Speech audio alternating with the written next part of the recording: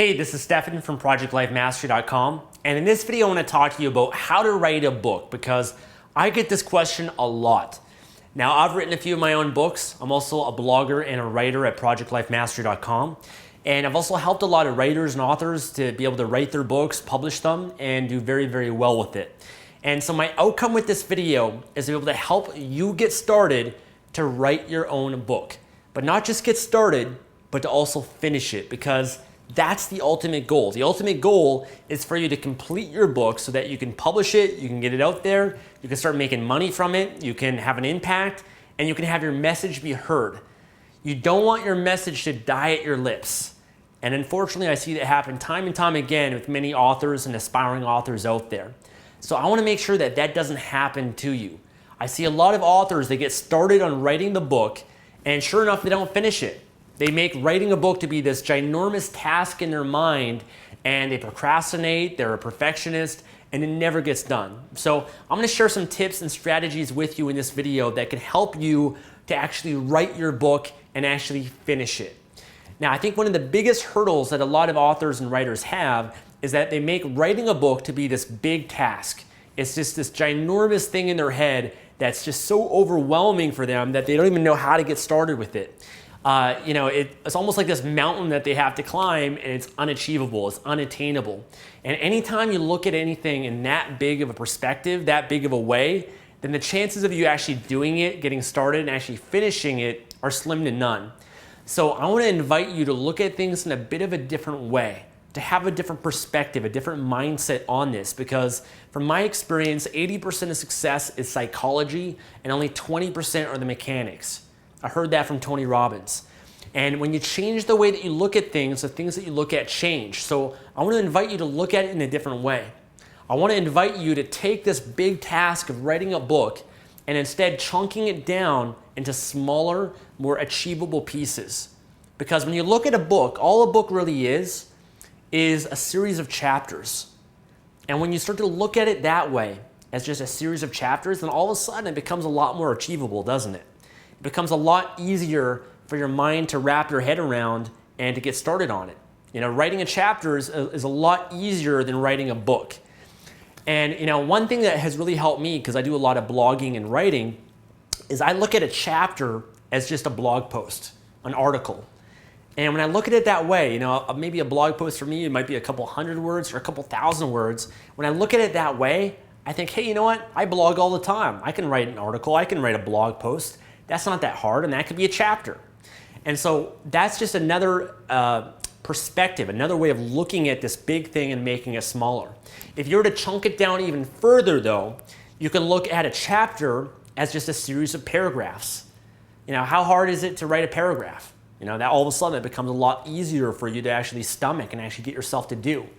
A series of paragraphs is just a series of sentences. And a series of sentences is just a bunch of words. And a bunch of words are just a bunch of letters. And so when you break it down into smaller, bite-sized steps, it becomes a lot easier for you to actually do this. And I think that's a very important thing. Now, a lot of authors and writers, they also procrastinate. And I think that's most of the process, most of the delay that a lot of authors have in actually completing their book. They have this goal of writing a book. Maybe you get started, you write a little bit of it, but you procrastinate to finish it because, again, you're making it so big. Another strategy that's really helped me to get myself to take action and do it is beginning to link pain to not doing it. So first, let's look at what procrastination is. Procrastination is when you know you should do something, but you don't do it. And the reason that you don't do it is because you link and associate pain to doing it. Maybe in your mind you make it too big, too overwhelming, too much work, too much effort, too much time. That's all pain. The more you link pain to something, the chances of you doing it are very slim to none, because human beings will do almost anything to avoid pain. We don't like pain. It's not until, if you have a project that's due or this book that's due, you'll always get it done in the last minute because all of a sudden the pain of not doing it far exceeds the pain of actually doing it. And so that's when it kind of reverses itself, procrastination. So what you need to do in order to get yourself to be motivated and overcome that procrastination is start to link and associate pain to not doing it, to not completing the book and taking action on it. And so I have a few questions for you that are designed to help elicit some pain. Pain is a good thing if you can use it and channel it to take action. We all experience pain in our lives. It's not a bad thing. The point here is to get yourself a little bit disturbed, a little bit unsatisfied, so that you get a leverage on yourself, so that you get that threshold to actually do something and write the book. So let me ask you, and I want you to be honest, why is it a must for you to write this book? Why is it a must for you to write this book? Why is it important for you to write this book? Why is it important for your potential readers, your audience out there, to write this book? What is it going to cost you in your life if you don't write this book? If you don't get your message out there, if you're not heard? What does it already cost you in your life? What's it going to cost you just in your overall happiness, how you feel about yourself, how you feel about your life, your relationships with others, your pride, your self-esteem? What is it going to cost you in the future? What's going to cost you in 5 years, 10 years from now, if you're still stuck in this position that you are right now, of either not getting started or not even finishing it? What is that going to cost you? And again, the more honest you can be, the better, because you want to feel some pain. You want to get a little bit pissed off. You want to get a little bit disturbed, because that's creating leverage on yourself. The problem is most people, they don't have enough reasons to actually follow through, to actually take action. 80% of success is psychology, but another way of saying that is 80% is why to do something, and only 20% is the how. If you have a strong enough why, enough reasons to do it, and it's actually real for you, then that will pull you towards writing your book every day and getting it done. So having those reasons, having that motivation, and associating pain to not doing it is what's going to allow you to take action. Another question that I have for you is, what's going to be the benefit and the gain of writing this book? What's the pleasure that you're going to get from it as well? How's this going to change your life? How's this going to change other people's lives? If you can start to associate pain to pain to not doing it and pleasure to actually doing it and writing your book, then that's what's going to, again, pull you to do it. So I want you to be honest with those questions. And that's just kind of another tip, another strategy to help you overcome that procrastination. And I'm not going to talk too much more about that, but that's just a tip that has helped me, and it can work for anything in your life, not just writing a book, okay? Now, another tip that I have for you, and I'm sure you've already experienced this, that holds a lot of people back, is they get writer's block. They start writing, or they can't even get themselves to start writing because they're not in the right state. And what happens when you write, I found that you almost get, when you're successful at writing something, you get immersed in it, and you get this flow state. You get in this state where everything just kind of flows through you, and you get these insights, these ideas, and it's almost effortless. And when you can get yourself in that state when you're writing, you have a lot of power.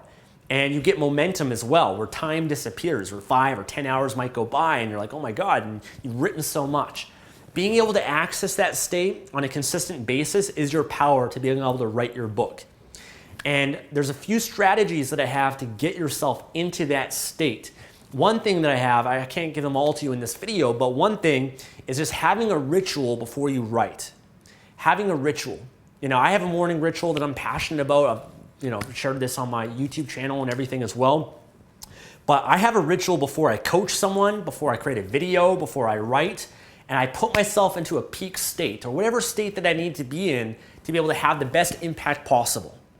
And there's a few things that you can do to get yourself in that state before you write.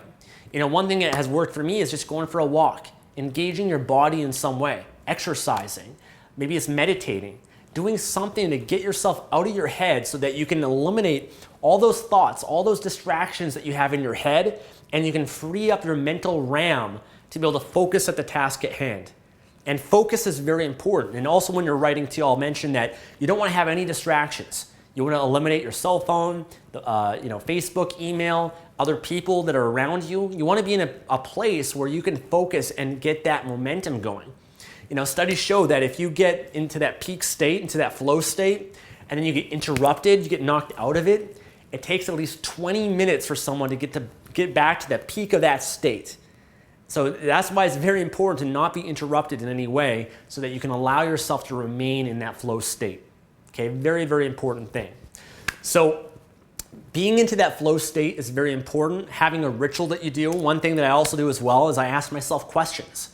I ask myself, why is this important? Why is this a must for me? Why do I care about the person that's going to read this? What's my outcome?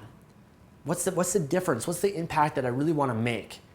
And I just answer it out loud. When I start answering it, I get excited. I get into an even better state. And sure enough, it allows me to get motivated and actually write a lot better as well. So in using your body, using your focus, having a ritual, being proactive before you write, not just being reactive. If you're sitting there for hours, you can't get a sentence out, then you need to stop what you're doing. You need to go outside, go for a walk. You need to change your state, because when you get in a different state, you can come back and you can do that writing effortlessly, easily. So changing your state is very, very important. Getting into that flow state and learning your triggers and how to get yourself there. Another thing that can help you with writer's block as well is something that I heard from an author, which is that you want to write for the waste bin. Meaning that when you write, you want to almost write with the intention that this is just going to go into the trash. And what that does is that just kind of releases all that pressure that you put on yourself.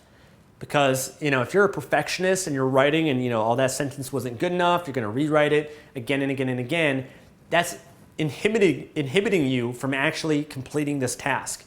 That's the whole perfectionist mentality of that word isn't right, or that sentence or that structure isn't perfect. And sure enough, that prevents you from actually getting into that flow state and getting momentum. So write for the waste bin. Write with an attitude that this is not going to be perfect, because nothing is. Another tip that I have from Dan Kennedy, who's a successful author and a speaker, a coach, an entrepreneur, a marketer, is he says he has something called the 80% approach. And he actually has a book called the 80% approach. And he basically says that, you can never do anything 100%. 100% is perfect.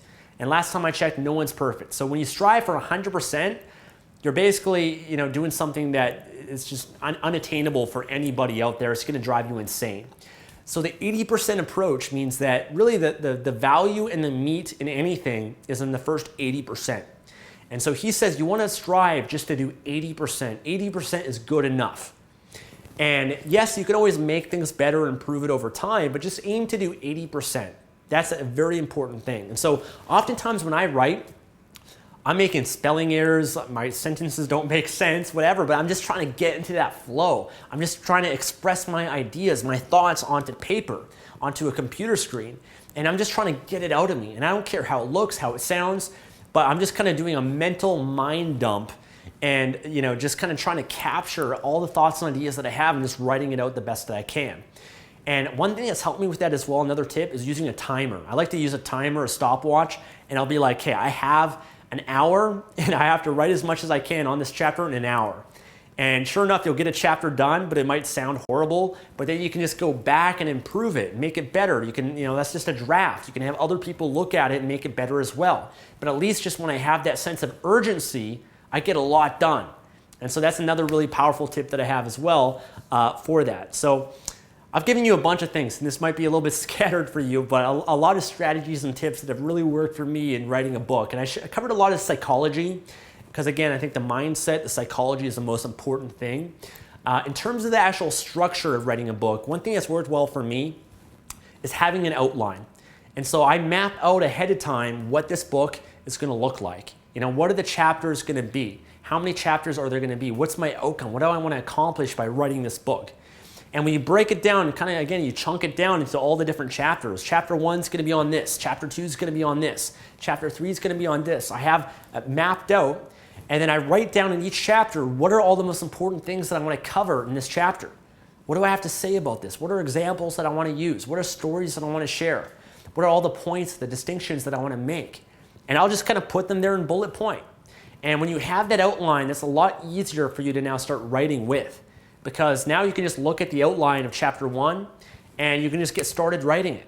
And so having an outline ahead of time is very, very important, because if you're just trying to go from scratch and you don't have everything mapped out in that way, then it's going to be very challenging for you also. So make sure that you have an outline in place. And the great thing with that as well is that maybe you have certain bullet points in each chapter. Well, you can now go and research when it comes to writing that chapter, all the things that you want to say about it. You can look online, you can get different quotes and different ideas and all this other stuff out there by researching, and then include that in the chapter as well. So hopefully that makes sense for you. Now, I've shared a lot with you on how to write a book. Hopefully this has been useful for you. I also want to share with you, I have a great online course, a video course called How to Write a Book in Less Than 24 Hours. And you can learn more about that at 24hourbook.com. Okay, www.24hourbook.com. I'll have a link below. But if you want to actually get over that procrastination, be able to write a book in a fast period of time, it doesn't have to be in 24 hours.